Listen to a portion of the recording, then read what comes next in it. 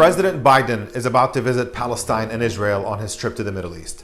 And the first question that comes to mind is, why is Biden, who claims to lead a human rights first foreign policy, visiting Israel when the entire human rights community charges Israel with practicing apartheid against Palestinians?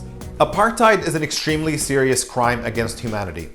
And in the context of Palestine, it means that Israel is depriving Palestinians of their human rights, of their freedom, of their land and water and homes, and in some cases their very lives, simply for being Palestinian.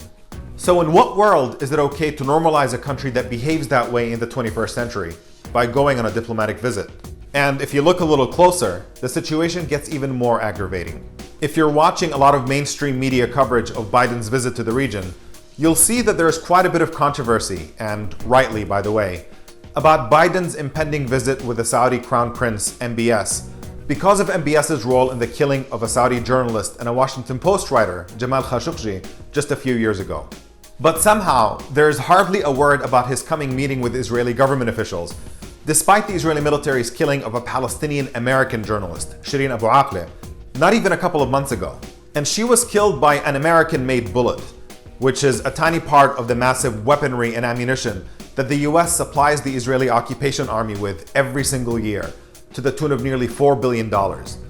That's more military funding than the US gives to any country on the planet.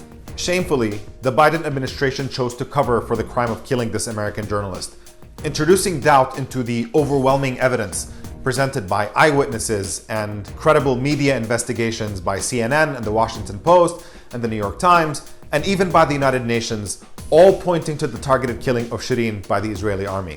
And somehow suggesting that the repeated and precise fire by an Israeli sniper at Shireen must have been an accident, even though there were no other armed elements in the area at the time. In a better world, our government would not make excuses for militaries with horrific human rights records, and would be spending $4 billion taking care of people, providing better healthcare and jobs and infrastructure. But not only are we not investing that money better, we're actually doing worse than wasting it. It would in fact be better to just throw that money in the trash than to spend it the way we currently are, giving it to a foreign military that commits daily war crimes against Palestinians. That includes imprisoning and torturing children and bombing civilian areas, among a wide range of documented abuses.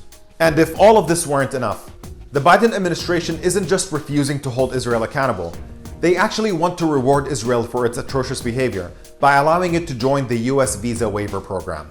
That means that Israelis would be granted the special privilege of entering the US without a visa, at the very same time that Israel, by our own State Department's admission no less, is practicing systemic discrimination against American citizens of Palestinian, Arab, and Muslim origin, regularly harassing them and denying them entry.